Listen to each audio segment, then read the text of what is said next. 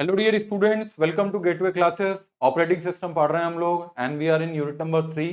और unit number 3 के अंदर this is our second lecture. जो प्रीवियस लेक्चर था उसके अंदर हमने बात की थी कि प्रोसेस क्या होता है, how it is different from a program and what are the different states of a process, new, ready, running और टर्मिनेटेड और वेटिंग स्टेट, और दो अलग से हमने स्टेट के बारे में बात की थी। उसके बाद हमने बात किया था कि what is process control block या टास्क कंट्रोल ब्लॉक, उसकी क्या रिक्वायरमेंट होती है, उसके अंदर कौन कौन सी इंफॉर्मेशन स्टोर होती है। चलिए आगे बढ़ते हैं और आज बात करेंगे हम अपने लेक्चर के अंदर that what are the scheduling queues. कौन कौन सी शेड्यूलिंग क्यूज होती हैं, ये बिल्कुल इसके बाद का टॉपिक है। तो तीन तरह की क्यूज हम इसके बारे में पढ़ेंगे। पहले भी हमने जब प्रोसेस स्टेट डायग्राम को पढ़ा था तब इसके बारे में हम डिस्कशन किया था, डिटेल में बात करेंगे। एग्जामिनेशन पॉइंट ऑफ व्यू से बात करेंगे कि what is, you can say job queue और रेडी क्यू और you can say device queue. इन तीनों क्यू के बारे में क्वेश्चन पूछा जा सकता है। Write about different scheduling queues या write short note on job queue, ready queue and device queue. इसके बारे में बात करेंगे। शेड्यूलर्स के बारे में बात करेंगे। थोड़ा थोड़ा आइडिया हमने लिया था कि तीन तरह के शेड्यूलर होते हैं। एक होता है लॉन्ग टर्म शेड्यूलर, एक होता है शॉर्ट टर्म शेड्यूलर और एक होता है मिड टर्म शेड्यूलर। तो एग्जामिनेशन पॉइंट ऑफ व्यू से अब इसके बारे में बात करेंगे। वो हमने ये डिस्कशन किया था कि लॉन्ग टर्म शेड्यूलर कहाँ पे आता है, शॉर्ट टर्म शेड्यूलर का क्या रोल है, मिड टर्म शेड्यूलर उस प्रोसेस स्टेट ट्रांजिशन डायग्राम में कहाँ पे आता है, उसका क्या रोल है, इसके बारे में हमने बात की थी। Difference between different type of schedulers, then we will discuss about the what is the difference between long term scheduler, short term scheduler and mid term scheduler, and then in the last we will see that what are the questions, previous year questions which has been asked on the basis of these topics which we will discuss today। ठीक है, तो चलिए बात करते हैं एक एक करके। सबसे पहले बात करते हैं शेड्यूलिंग क्यूज के बारे में। मैं फिर से एक बार वो छोटा सा डायग्राम बना लेता हूँ आपके लिए कि सबसे पहले कौन सी स्टेट होती है। सबसे पहले जो स्टेट होती है वो न्यू स्टेट होती है, इसके बारे में हमने बात की थी। एक प्रोसेस की जो सबसे पहली स्टेट है दैट इज न्यू स्टेट। उसके बाद प्रोसेस न्यू स्टेट से कहाँ पे आता है, वो रेडी स्टेट में आता है। उसके बाद जो नेक्स्ट स्टेट होती है वो कौन सी स्टेट होती है, वो रनिंग स्टेट होती है। और इसके बाद रनिंग के बाद वो प्रोसेस किस में चला जाता है, वो टर्मिनेटेड स्टेट के अंदर चला जाता है। So these are the four basic states, minimum four states for a process। minimum जो states हैं किसी प्रोसेस के लिए वो कितनी है, वो मिनिमम ये फोर स्टेट्स हैं। सबसे पहले प्रोसेस न्यू स्टेट में होता है और फिर उससे रेडी में आता है। ये जो न्यू स्टेट होती है, मैंने बताया था कि सेकेंडरी मेमोरी में प्रोसेस इज बीइंग क्रिएटेड। हमने कोई प्रोग्राम लिखा, हमने स्टेबल स्टोरेज में उसे स्टोर कर दिया। और बहुत सारे प्रोग्राम्स हैं, उसमें से कुछ प्रोग्राम कहाँ पे आते हैं, रेडी स्टेट में आते हैं, यानी कि प्राइमरी मेमोरी में आते हैं, जो एग्जीक्यूशन के लिए आगे भेजे जा सकते हैं। जिनके एग्जीक्यूशन के लिए जो प्रोसेस रेडी होते हैं, जो प्रोग्राम रेडी होते हैं एग्जीक्यूशन के लिए, रेडी में भेजा जाता है, तो वो किस में आते हैं, रेडी में आते हैं। तो हमने बात की थी कि जो सबसे पहली जो क्यू है, क्योंकि हम क्या बात करना शुरू कर दी हमने, शेड्यूलिंग क्यूज कौन कौन सी हैं। तो सबसे पहली जो क्यू है वो जॉब क्यू है। तो जॉब क्यू कहाँ बनती है, जॉब क्यू यहीं पे बनती है, जो न्यू स्टेट होती है। यहाँ पे जो क्यू होती है उसे हम क्या बोलते हैं, जॉब क्यू बोलते हैं। बहुत सारी जो जॉब्स हैं उनको हम एक क्यू के अंदर स्टोर करते हैं। वो कहाँ पे होती हैं, वो न्यू स्टेट में हम बात कर सकते हैं, सेकेंडरी स्टोरेज में होती हैं। और जॉब क्यू से, यानी कि न्यू स्टेट से जो प्रोग्राम है वो कहाँ पे आता है, वो रेडी स्टेट में कहाँ पे आता है, रेडी क्यू में आता है। तो ये हम दो इस क्यू की बात कर चुके हैं। वो किस में आता है, जॉब क्यू से किस में आता है, रेडी क्यू में आता है। और जॉब, एक बहुत सारी जॉब में से लॉन्ग टर्म शेड्यूलर क्या करता है, बहुत सारी जॉब में से जो रेडी क्यू में आ जाती हैं उसे short term scheduler running state में पहुंचा देता है। और रनिंग से वो किस में आ जाता है, टर्मिनेटेड में आ जाता है। और रनिंग से कोई प्रोसेस कहाँ पे जा सकता है, वो वेटिंग स्टेट में जा सकता है। किस वजह से जा सकता है वेटिंग में, due to some input output, ये हमने डिस्कस कर लिया है। Due to some interrupt, waiting, कोई इवेंट हैपनिंग, उसके लिए फिर से वापस किस में आ जाता है, वो रेडी क्यू में आ जाता है। तो ये जो काम है ये किसका है, ये शॉर्ट टर्म शेड्यूलर का हमने बात की थी, शॉर्ट टर्म शेड्यूलर। लेकिन जब ये वेटिंग क्यू भर जाती है, क्योंकि ये भी किस में होती है, प्राइमरी मेमोरी में होती है। तो प्राइमरी मेमोरी में होती है, तो जब ये भर जाती है, इसका भी अपना लिमिटेड साइज है, तो वो किस में चला जाता है, एक स्टेट होती है जैसे हम बोलते हैं सस्पेंड वेट स्टेट बोलते हैं। ठीक है, एक यहाँ पे हमने डिस्कस किया था कहाँ चला जाता है, सस्पेंड रेडी में चला जाता है। तो ये सस्पेंड स्टेट से सस्पेंड रेडी में, सस्पेंड रेडी से सस्पेंड रेडी में, फिर वापस रेडी क्यू में, फिर वेटिंग से सस्पेंड वेट में, फिर वापस रेडी क्यू में। ये काम कौन करता है? मीडियम टर्म शेड्यूलर करता है। तो ये हम एक ही डायग्राम में क्यू के बारे में बात कर रहे हैं और हम शेड्यूलर्स की वर्किंग के बारे में बात कर रहे हैं।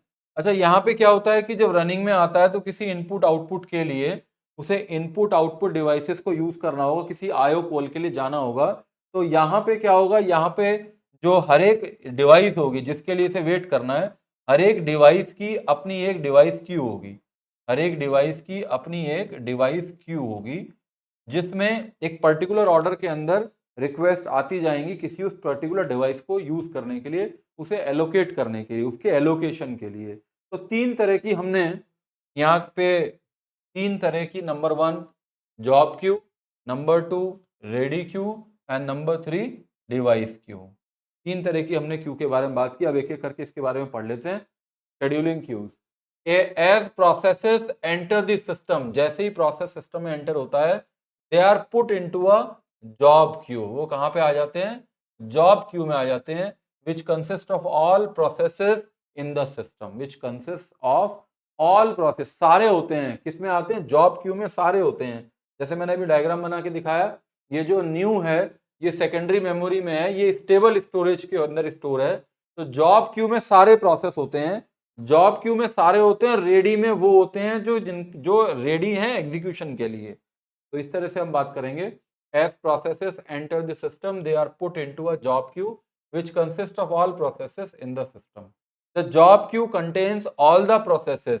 Job queue में सारे प्रोसेस होते हैं residing on the disk. Disk का मतलब कौन सा है? Secondary storage. Secondary memory की बात चल रही है। Waiting to be brought into memory for execution. Waiting to be brought into memory.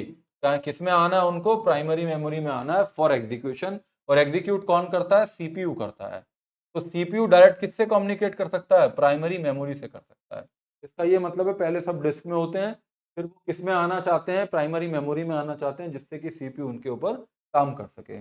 Processes in the job queue, जो प्रोसेस जॉब क्यू में होते हैं, are typically in the new state. वो कौन सी स्टेट में होते हैं? वो न्यू स्टेट के अंदर होते हैं। जो जॉब क्यू में प्रोसेस होते हैं वो किस में होते हैं? वो न्यू स्टेट में होते हैं। Waiting to be admitted into the system, waiting to be admitted. यहाँ पे कल मैंने डायग्राम में लिखा था कि न्यू से रेडी में आने में मैंने यहाँ लिखा था एडमिटेड। तो यही वर्ड यहाँ पे यूज किया है कि न्यू से रेडी में आने का मतलब वो एडमिट होते हैं रेडी स्टेट में। तो दैट सीपीयू, यहाँ रनिंग का मतलब क्या है? यहाँ पे सीपीयू आ जाता है, यहाँ पे प्रोसेसर आ जाता है, यहाँ पे प्रोसेसिंग एलिमेंट आ जाता है। तो can execute, which can execute the instruction और data which is in the ready state. When a process is admitted, जब एक प्रोसेस एडमिट होता है into the system, it is move from the job queue to ready queue. तो वो कहाँ से move होता है? क्योंकि एग्जीक्यूशन होना है उसका, तो एग्जीक्यूशन के लिए वो कहाँ पे आता है? जॉब क्यू, यानी कि न्यू से किस में आता है? रेडी में आता है। The processes that are residing in the main memory, जो मेन मेमोरी में होते हैं, and are ready and waiting to execution and kept as a list is called the ready queue. और अब दूसरी बात, यहाँ तक आ गया, किसके बारे में बात की? यहाँ तक बात की जॉब क्यू के बारे में। यहाँ तक जो डिस्कशन था, it is all about job queue. अब बात किसकी कर रहे हैं? रेडी क्यू की बात कर रहे हैं। तो रेडी क्यू में क्या होता है? रेडी क्यू में वो प्रोसेस आते हैं जो रेडी हैं एग्जीक्यूशन के लिए। और ये प्राइमरी, ये सेकेंडरी मेमोरी है, प्राइमरी मेमोरी है। इसका साइज ज्यादा है, इसका साइज कम है, इसकी स्पीड कम है, इसकी स्पीड ज्यादा है। इसमें बहुत सारे प्रोसेसर से कुछ आते हैं यहाँ पे, और वो कुछ रेडी होते हैं रनिंग के लिए, सीपीयू एलोकेशन के लिए। तो ready queue is a queue of processes that are ready to be executed by the CPU. Ready queue वो क्यू होती है प्रोसेसेस की जो वो प्रोसेस रेडी होते हैं एग्जीक्यूशन के लिए, यानी कि जो सीपीयू पे जाने के लिए रेडी होते हैं, यानी कि those are ready to execute. Processes in the ready queue are waiting for their turn to be allocated CPU time for execution. Ready queue में वो प्रोसेस होते हैं, रेडी स्टेट में जो प्रोसेस होते हैं वो वेट करते हैं किसके लिए? सीपीयू एलोकेशन के लिए। ठीक है, तो यहां तक जो बात हुई वो किसकी हुई? The operating system scheduler selects processes from the ready Q. Process को सेलेक्ट करता है कहां से? रेडी क्यू से। देखिए यहाँ पे क्या होता है, यहाँ पे सिलेक्शन क्या होगा? जो सेकेंडरी से प्राइमरी में आते हैं, एक सिलेक्शन यहाँ पे होगा, एक सिलेक्शन रेडी से। अब प्रोसेसर तो एक ही है, हम तो एक ही प्रोसेसर के साथ काम कर रहे हैं। तो एक समय में अगर यहाँ पे सपोज n है, यहाँ पे n प्रोग्राम्स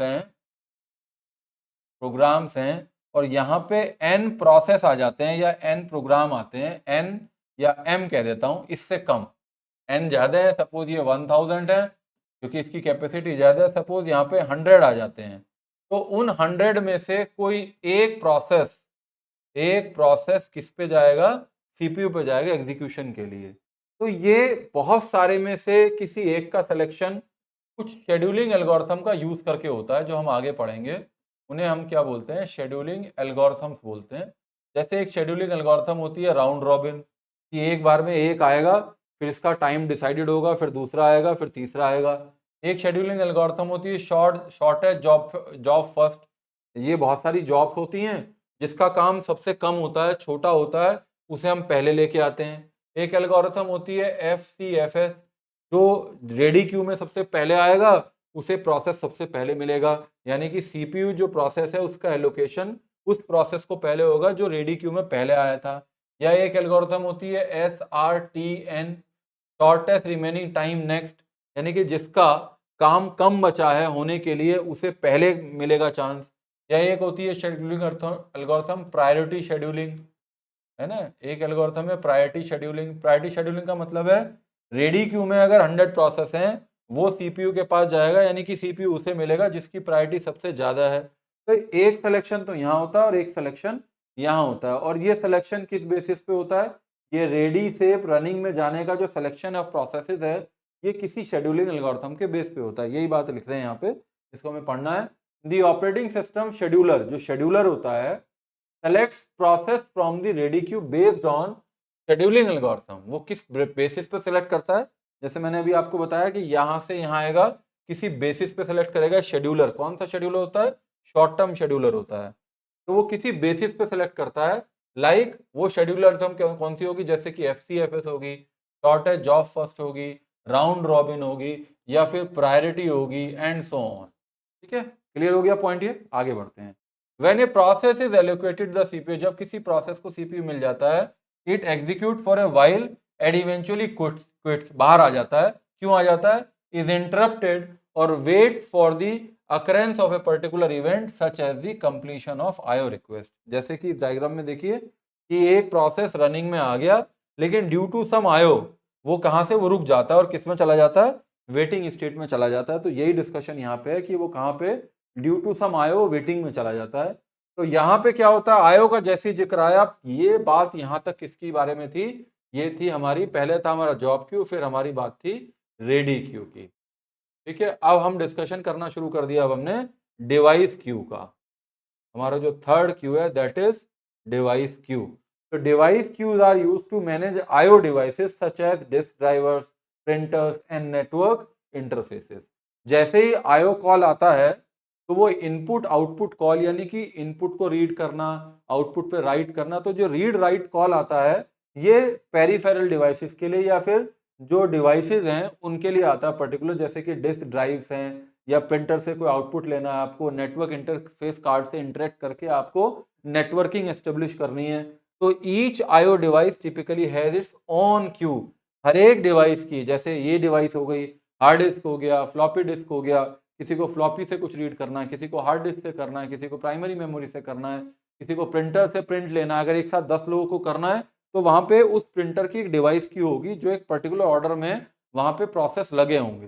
तो हर एक डिवाइस का अपना एक क्यू होता है, कंटेनिंग रिक्वेस्ट फ्रॉम प्रोसेसेस, जिसमें रिक्वेस्ट होती हैं जो प्रोसेस के थ्रू आई होती हैं, waiting for IO operation to be completed. यानी कि जैसे ही मैंने बताया, रनिंग से कोई आईओ कॉल की वजह से वो कहाँ आ जाता है, वेटिंग में आ जाता है। तो वो जो आईओ कॉल वाला सिस्टम है, उसके लिए जब प्रोसेस किसी एक पर्टिकुलर डिवाइस के लिए रिक्वेस्ट करता है, उसके एग्जीक्यूशन के लिए, उसके एलोकेशन के लिए, तो बहुत सारे जो प्रोसेस हैं वो रिक्वेस्ट करते हैं। तो हर एक डिवाइस की अपनी क्यू होती है, उसे डिवाइस क्यू बोलते हैं। Device queue ensure that IO operations are handled in an orderly manner.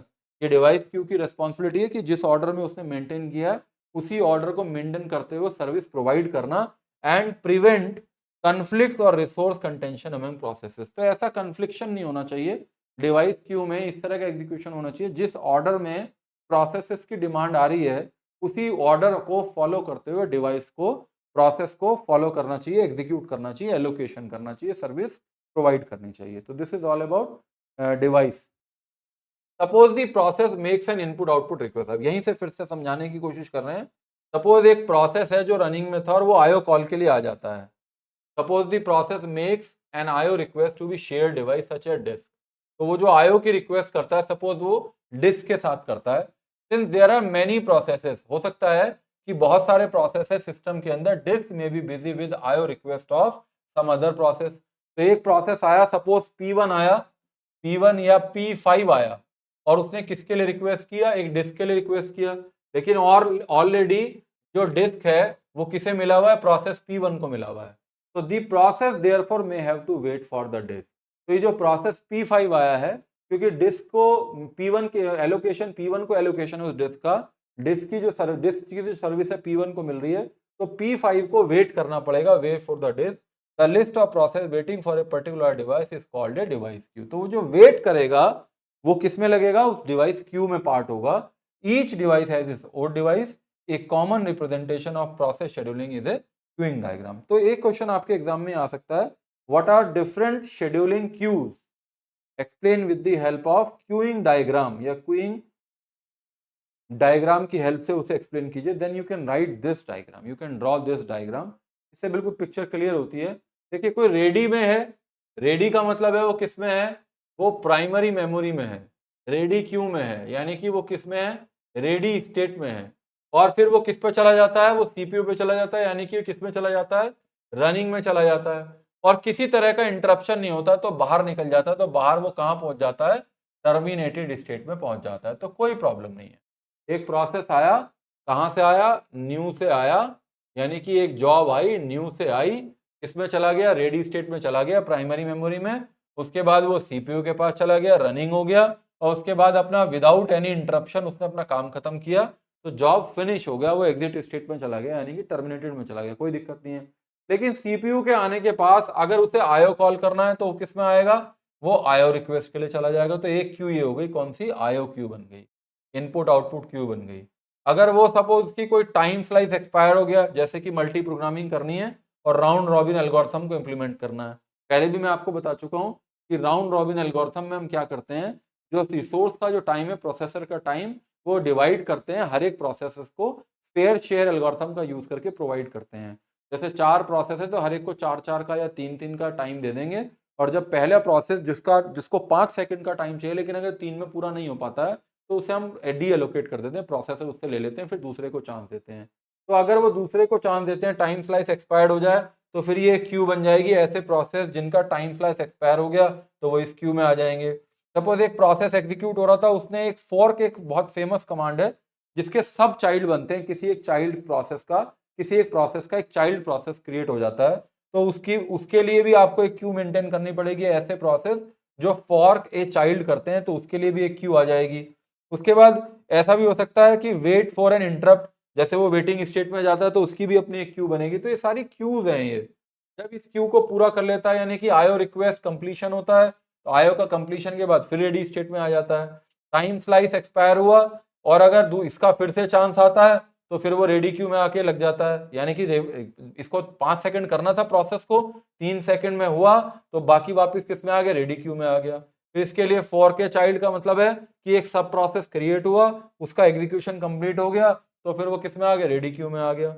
Wait कर रहे थे किसी इंटरप्ट का, उससे वो फ्री हो गया, इंटरप्ट आ चुका है, यानी कि जिस इवेंट का वेट कर रहे थे वो अकर हो गया, फिर वो रेडी क्यू में आ गया। तो ये डायग्राम आपको ये समझा रहा है कि सीपीयू में, यानी कि रनिंग स्टेट से प्रोसेस दूसरी स्टेट में जाते हैं और बीच में वो किस में चले जाते हैं? वो किसी टाइप की वेटिंग क्यूज में चले जाते हैं। चाहे वो वेटिंग क्यू हो, या तो वो रेडी क्यू हो, या वो जॉब क्यू हो, या वेटिंग क्यू हो, या फिर वो डिवाइस क्यू हो। तो इस तरह की डिवाइस वेटिंग क्यूज में, यानी कि डिवाइस क्यूज, यानी कि क्यूज के अंदर वो प्रोसेस चला जाता है। तो ये डायग्राम बहुत अच्छा डायग्राम है जो आप बिल्कुल इजीली बना सकते हैं। ठीक है। ईच रेक्टेंगुलर बॉक्स रिप्रेजेंट है क्यूज। ये जितने भी बॉक्स हैं रेक्टेंगुलर, जैसे ये वाला है, ये सब है, ये क्या है? दीज आर दी क्यूज हैं। Two types of queues are there present, the ready queue है और सेट ऑफ डिवाइस क्यू है। सर्किल रिप्रेजेंट द रिसोर्सेज, ये मैं सब आपको बता चुका। डिस्पैच का मतलब मैं पिछले लेक्चर में डिस्कस कर चुका। कि डिवाइस डिस्पैच का मतलब क्या है, यहाँ पे आती है डिस्पैच की बात।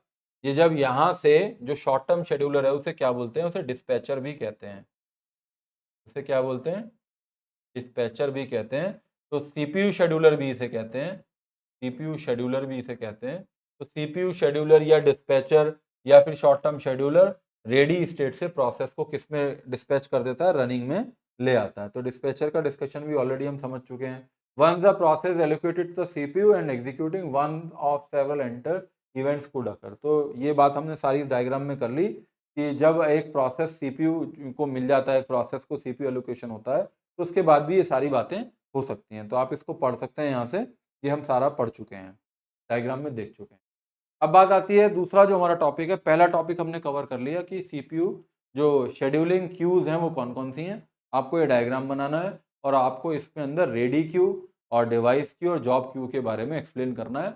और अगर वो क्वेश्चन आता है और आपको एक्सप्लेन करने में उस डायग्राम को बना सकते हैं, जिसमें आप छोटा सा एक डायग्राम बनाते हैं जिससे कि आप डिवाइस जो वो दिखा देंगे कि कौन कौन सी हमारी जो स्टेट्स होती हैं जहाँ पे ये जो क्यूज होती हैं वो अपना रोल प्ले करते हैं। अब बात करते हैं शेड्यूलर की। शेड्यूलर हम बात कर चुके हैं, तीन तरह के शेड्यूलर हैं, लॉन्ग टर्म शेड्यूलर और शॉर्ट टर्म शेड्यूलर और मीडियम टर्म शेड्यूलर। ठीक है, एक बार देख लेते हैं कि एग्जाम में कैसे लिखेंगे।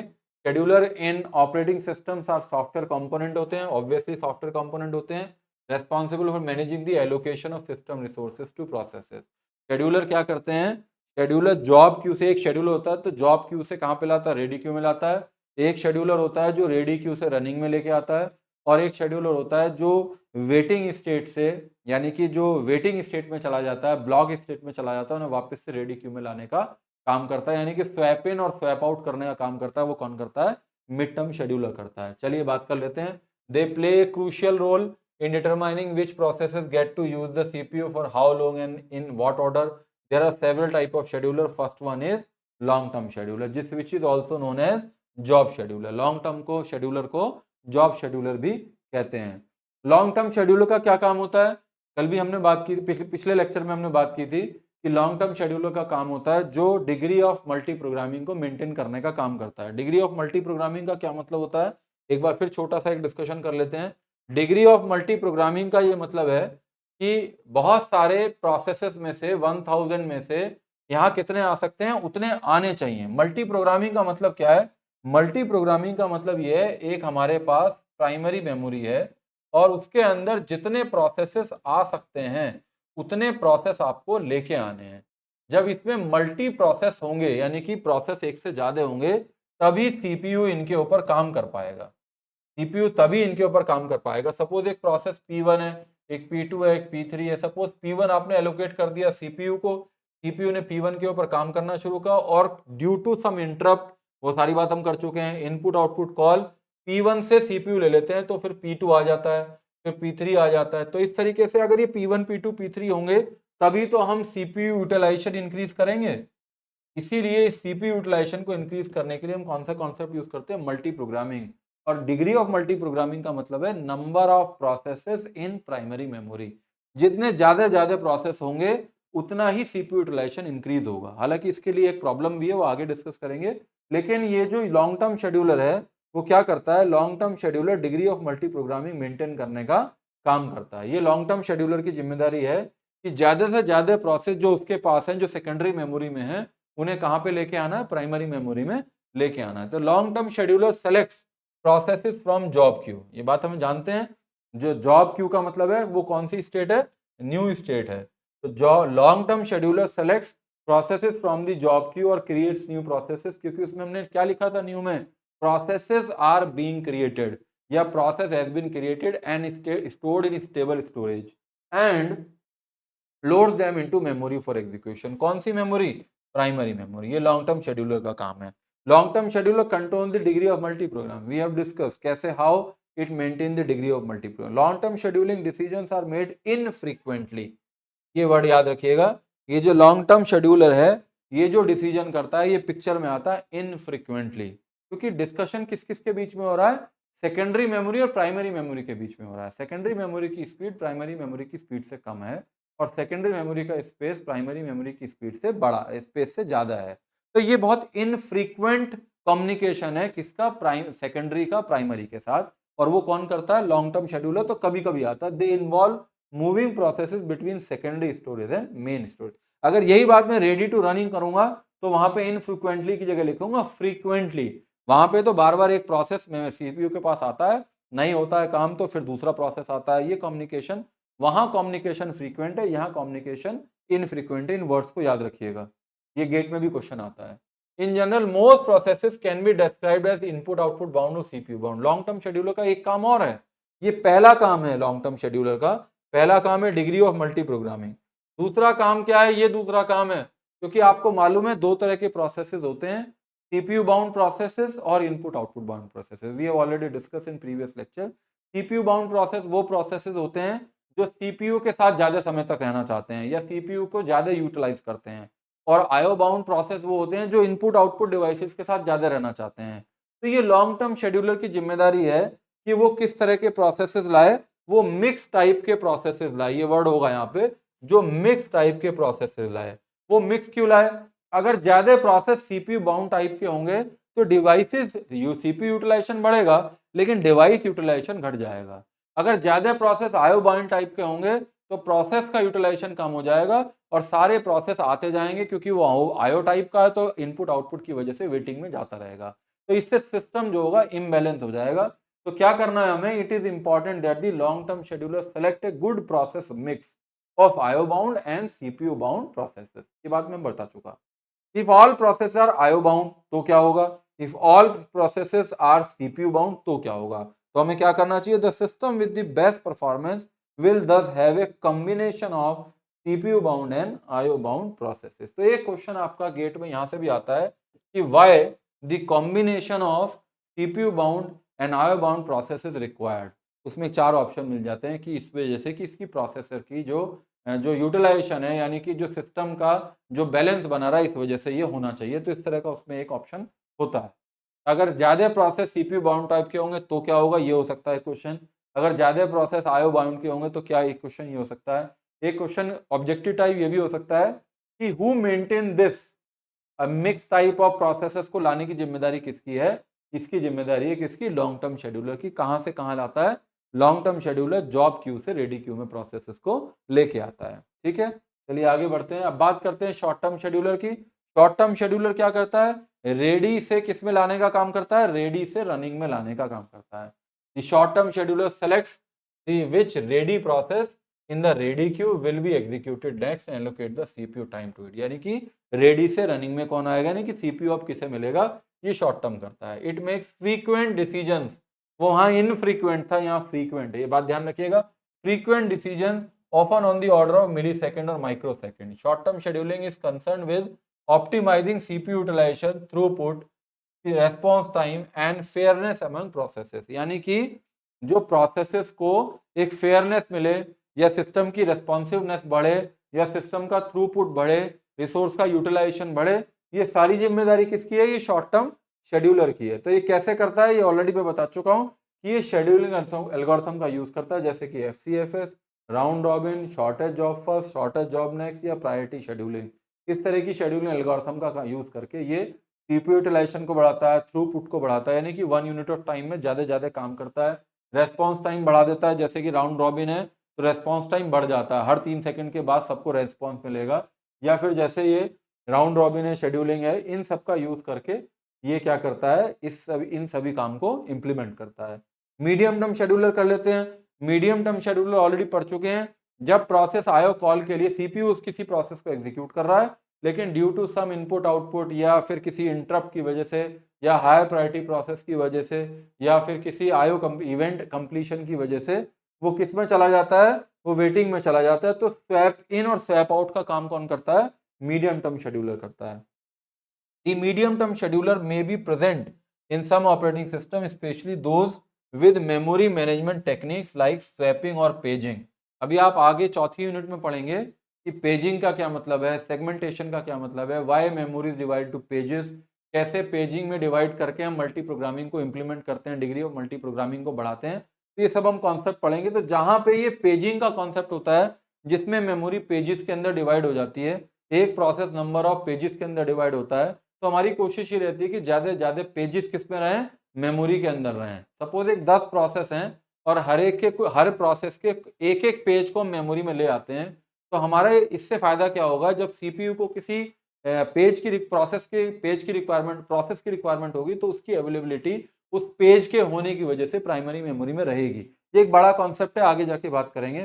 तो इस तरह के जहाँ सिस्टम होते हैं जहाँ पे स्वैप इन स्वैप आउट करते हैं, एक प्रोसेस पहले सीपीयू से एक प्रोसेस के कुछ पेज प्राइमरी मेमोरी में, कुछ सेकेंडरी मेमोरी में, सीपीयू को एक पेज की जरूरत पड़ी, वो प्राइमरी मेमोरी में नहीं मिला, उस प्रोसेस के पेज को कहां से लाएंगे, सेकेंडरी से लाएंगे प्राइमरी मेमोरी में, और प्राइमरी मेमोरी में जिसकी रिक्वायरमेंट नहीं है स्पेस बनाने के लिए बाहर ले जाएंगे।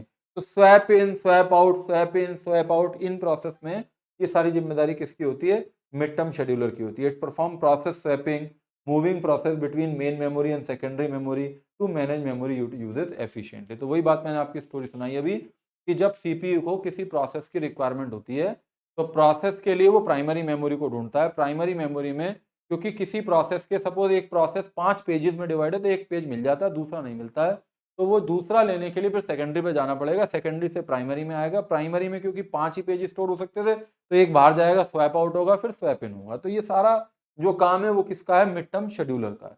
ठीक है, तो ये आप डायग्राम इसके अंदर बना सकते हैं। ये स्वैप आउट और स्वैप इन प्रोसेस कौन करता है, मीडियम टर्म शेड्यूलर करता है।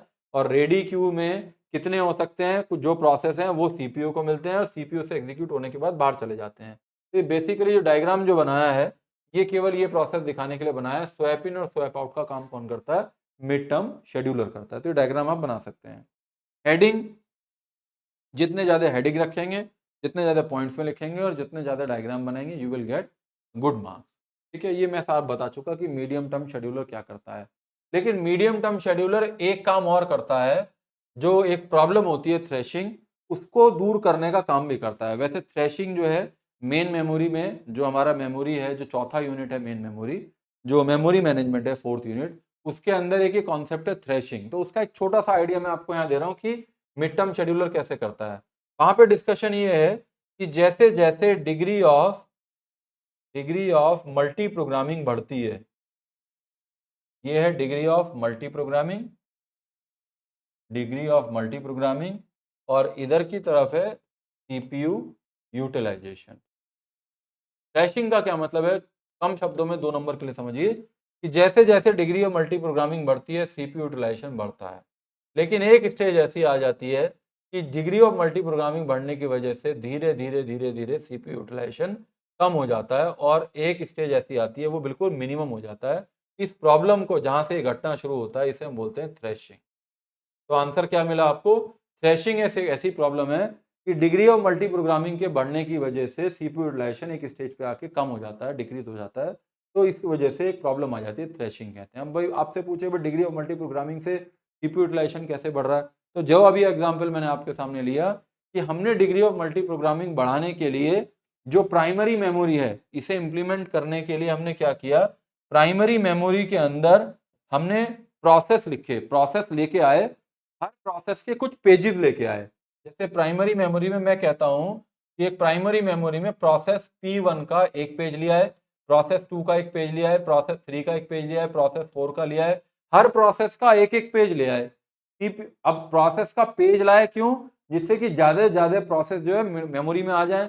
लेकिन सीपीयू ने जब डेटा की डिमांड की तो वो पेज नहीं मांगा जो मेमोरी में था, वो पेज आपको कहां से मिलेगा, सेकेंडरी से मिलेगा। तो फिर क्या, अगर पेज नहीं मिलेगा तो क्या हो जाएगा, पेज फॉल्ट हो जाएगा। ये कॉन्सेप्ट हमें समझना होगा, वहां पे बहुत अच्छे से समझ में आएगा। पेज फॉल्ट का मतलब है सीपीयू ने एक डेटा की डिमांड की, मेमोरी में नहीं मिला, पेज फॉल्ट हो गया, मिल गया तो पेज हिट हो गया। तो पेज फॉल्ट हो गया, पेज फॉल्ट हो गया मतलब प्राइमरी मेमोरी में नहीं मिला, तो वो कहां से मिलेगा, सेकेंडरी मिलेगा। तो जब पेज फॉल्ट हो जाएगा तो ये जो ऑपरेटिंग सिस्टम है इस सर्विस को प्रोवाइड करेगा, कौन सी, पेज फॉल्ट सर्विस को प्रोवाइड करेगा। सर्विस कहां पे करेगा, सीपीयू के अंदर ही तो करेगा। कि ऑपरेटिंग सिस्टम एकदम से जाग जाएगा कि भाई सीपीयू ने कुछ मांगा, नहीं दे पाया मैं, तो सीपीयू अपना काम शुरू कर देगा। सीपीयू कहां जाएगा, सेकेंडरी पे जाएगा, पेज ला के देगा। ये काम करता है सीपीयू, बहुत इंटरेस्ट आएगा मेमोरी जब हम पढ़ेंगे। तो सीपीयू यहाँ पे एक पेज लेके आएगा, ये मिल गया। अगली बार सीपीयू ने फिर मांगा P2 का एक पेज, वो भी नहीं था यहाँ पे। है तो मल्टी प्रोग्रामिंग प्रोसेस के बहुत सारे पेज है, लेकिन एक स्टेज ऐसी आएगी जो सारा काम प्रोसेस को यानी कि पेज फॉल्ट को सर्विस करने में निकलेगा। सीपीयू का सारा काम सर्विस में निकलेगा।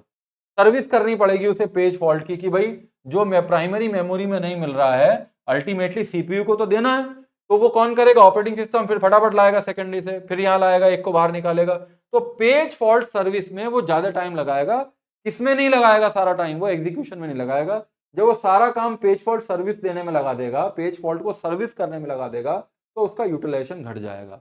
एक प्रॉब्लम यहां और क्रिएट हो जाएगी, बाहर बैठा है long term scheduler. Long term scheduler की क्या जिम्मेदारी होती है? लॉन्ग टर्म शेड्यूलर की जिम्मेदारी होती है degree of multiple programming maintain करने की। उसे दिखाई देगा कि कुछ भी प्राइमरी से नहीं मिल रहा है, प्राइमरी में कुछ भी मांगते हैं, यानी कि कहां सीपीयू का यूटिलाइजेशन घट रहा है, तो बाहर बैठा वो सोचेगा भी सीपीयू का यूटिलाइजेशन घट रहा है, इसका मतलब सीपीयू को प्रोसेस नहीं मिल रहा, और बढ़ो और भेजो प्रोसेस को, तो वो और भेजता जाएगा, प्राइमरी मेमोरी में प्रोसेस को भेजता जाएगा। और भेजने से क्या होगा? प्रोसेस भेजने से मल्टी प्रोग्रामिंग और डिग्री ऑफ मल्टी प्रोग्रामिंग बढ़ती जाएगी, इसी वजह से और सीपीयू का यूटिलाइजेशन घटता जाएगा। तो ये सारी स्टोरी डिटेल्ड कॉन्सेप्ट के साथ हम जब थ्रेशिंग का कॉन्सेप्ट पढ़ेंगे वहां पढ़ेंगे। या मैंने आपको इसलिए बात बताई क्योंकि जो मिड टर्म शेड्यूलर होता है ये थ्रेशिंग को मेंटेन करने का भी काम करता है। ऑपरेटिंग सिस्टम का वो कंपोनेंट जो थ्रेशिंग को हैंडल करने का काम करता है वो कौन होता है? मिड टर्म शेड्यूलर होता है। तो यहां से थ्रेशिंग के बारे में आप पढ़ सकते हो। क्या है? Thrashing in operating system occur when the system spends a significant amount of time swapping data between main memory and disk. ज्यादा टाइम किसमें लगाता है? इस काम में लगाता है। Significant amount of time waste करता है किसमें? स्पेंड करता है किसमें? स्वैपिंग में करता है डेटा बिटवीन किसके बीच में? Main memory disk, disk main memory disk, rather than executing usual task. तो सीपीयू का यूटिलाइजेशन इस थ्रेशिंग की वजह से घट जाता है। वो किसी इंस्ट्रक्शन को एग्जीक्यूट करने में टाइम नहीं लगाता, वो पेज फॉल्ट जो होता है उसकी सर्विस प्रोवाइड करने के लिए। सर्विस क्या है उसकी? कि रैम में नहीं है, डिस्क से लेके आओ, और रैम में जगह बनाने के लिए बाहर लेके जाओ एक प्रोसेस को, और डिस्क से एक प्रोसेस को उठा के लाओ। तो ये वाली जो प्रॉब्लम है थ्रेशिंग, जिसे सॉल्व कौन करता है?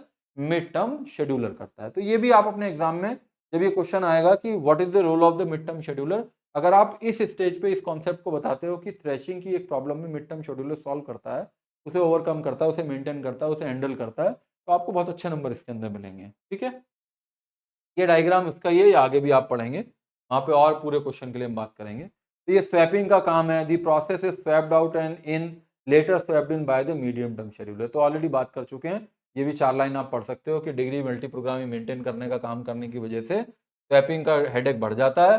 वो काम कौन मेंटेन करता है? मीडियम टर्म शेड्यूलर करता है। ठीक है, तो हमने 2 क्वेश्चन पढ़ लिए। पहला क्वेश्चन था क्यूज के बारे में, दूसरा क्वेश्चन था तीनों शेड्यूलर का क्या क्या काम है, तीसरा क्वेश्चन जो आता है what is the difference between long term, short term and medium term scheduler. देख लेते हैं बहुत जल्दी से, बहुत अच्छा हम समझ चुके हैं। लॉन्ग टर्म शेड्यूलर को जॉब शेड्यूलर भी कहते हैं, शॉर्ट टर्म शेड्यूलर को सीपीयू शेड्यूलर या डिस्पैचर भी कहते हैं, बात कर चुके हैं। इसका कोई नाम नहीं है। मीडियम टर्म शेड्यूलर तो स्वैपिंग का काम करता है। मीडियम टर्म शेड्यूलर का कोई दूसरा नाम नहीं है, वो क्या करता है? स्वैपिंग का काम करता है। जॉब शेड्यूलर क्या करता है? Selects job from the Q and load them into the memory. कहां से करता है? सेकेंडरी से सेलेक्ट करता है और प्राइमरी मेमोरी में लोड करता है, मालूम है हमें। और सीपीयू, ये शॉर्ट टर्म शेड्यूलर क्या करता है? Short term select the process among the n number of processes जो होते हैं रेडी क्यू में, उन्हें एग्जीक्यूशन के लिए किसे देता है? सीपीयू को देता है। यानी कि रेडी क्यू से सीपीयू को देने का काम कौन करता है? ये शॉर्ट टर्म शेड्यूलर करता है। मिड टर्म शेड्यूलर क्या करता है? जो सस्पेंडेड प्रोसेस हैं वो रिमूव होते हैं फ्रॉम दी मेमोरी, तो here MTS is in charge for handling swapped out processes. यानी कि जो जब क्यू भर जाती है, वेटिंग प्रोसेस में डालते जा रहे हो, वो भी भर गया, तो उस वेटिंग क्यू से जो प्राइमरी मेमोरी होती है उसे कहां ले जाते हो? सेकेंडरी में ले जाते हो। यानी कि प्राइमरी से सेकेंडरी ले जाने का मतलब क्या है? स्वैप आउट करते हो। और फिर जब वो उसका काम पूरा हो जाता है तो फिर उसे रेडी में लाते हो, यानी कि स्वैप इन करते हो। ये काम कौन करता है? मिड टर्म शेड्यूलर करता है। तीसरा क्या है?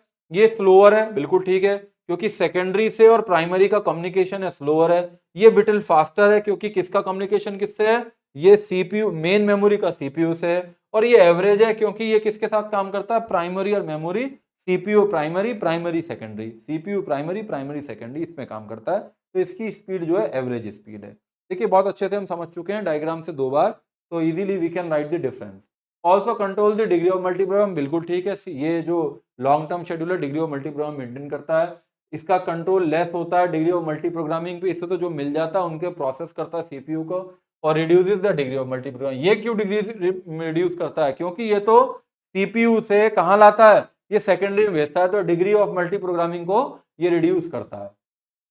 When the process changes its state from new to ready, ये पिक्चर में कब आता है? जब न्यू टू रेडी होती है। ये रेडी टू रनिंग में पिक्चर में आता है। इसके लिए पॉइंट एप्लीकेबल नहीं है। आप ये भी लिख सकते हो जब वो वेटिंग स्टेट से किसमें चला जाता है? सस्पेंड वेट में चला जाता है। ये लिख सकते हो आप इसमें, ये भी पॉइंट लिखा जा सकता है। या फिर वो रेडी क्यू से सस्पेंड रेडी में चला जाता है। ये आप लिख सकते हो आप। यहाँ पे मीडियम टर्म शेड्यूलर का रोल आ जाता है। सेलेक्ट द प्रोसेस मिक्स, ये भी जिम्मेदारी है कि आईओ बाउंड और सीपीयू बाउंड टाइप के मिक्स प्रोसेस को लेके आना। सेलेक्ट ए न्यू प्रोसेस को सेलेक्ट करता है that can be occurred quite frequently for the CPU, जो बार बार आते हैं उनको सेलेक्ट करता है, सीपीयू को देता है। Select the suspended process and save the image of the suspended process in a secondary memory. इसका डायरेक्ट कम्युनिकेशन किससे होता है? Secondary memory. वेटिंग से सेकेंडरी में ले जाता है। प्राइमरी जब भर जाती है तो सेकेंडरी में ले जाता है। तो this is the difference between long term, mid term and short term scheduler. हालांकि ये मैं आपके ऊपर छोड़ सकता था कि अगर ये क्वेश्चन आ जाए तो जब मैंने आपको शॉर्ट टर्म, मिड टर्म और लॉन्ग टर्म शेड्यूलर के बारे में बता दिया तो अपने आप इसके बारे में लिख सकते हैं, लेकिन मैंने ऐसा नहीं किया। मैंने क्या किया, आपको ये बताने की कोशिश कर रहा हूं जब ये डिफरेंस आता है तब 3 थ्योरी मत लिखिएगा, 3 हेडिंग मत डालिएगा। इस तरीके से एक टेबल बनाइएगा और हर एक के बारे में इन पॉइंट्स को लिखिएगा, और जिनको मैंने कलर चेंज करके लिखा है आप उनको ब्लैक कलर से लिखिएगा। You will get very good marks, you will get complete marks. अगर 10 नंबर का भी आया है तो इतना केवल आप लिखेंगे 7 पॉइंट, तो यू विल गेट 6 पॉइंट हो गए। 4 5 6, दिस इज 6 1। तो 6 पॉइंट आप लिखेंगे तो आपको पूरे नंबर मिलेंगे। चलिए क्वेश्चन देख लेते हैं इस टॉपिक से क्या आया हुआ है। Explain the long term, mid term and short term scheduler. We can answer describe the differences among them. उसमें क्या डिफरेंस है? 2014-15 में भी और 2017-18 में भी 10 नंबर का ये क्वेश्चन पूछा गया है। ठीक है, तो फिर ठीक है, अब नेक्स्ट लेक्चर में मिलते हैं और अगले लेक्चर में हम बात करेंगे स्विचिंग के बारे में, कंटेक्ट ऑपरेशन इन प्रोसेस के बारे में, और हम बात करेंगे इंटर प्रोसेस कम्युनिकेशन के बारे में। वहां से भी बहुत क्वेश्चन एग्जाम में पूछे जाते हैं, तो इसके बारे में हम नेक्स्ट लेक्चर के अंदर बात करेंगे। ठीक है, all the very best, all the very best. मिलते हैं फिर नेक्स्ट लेक्चर में। Thank you very much.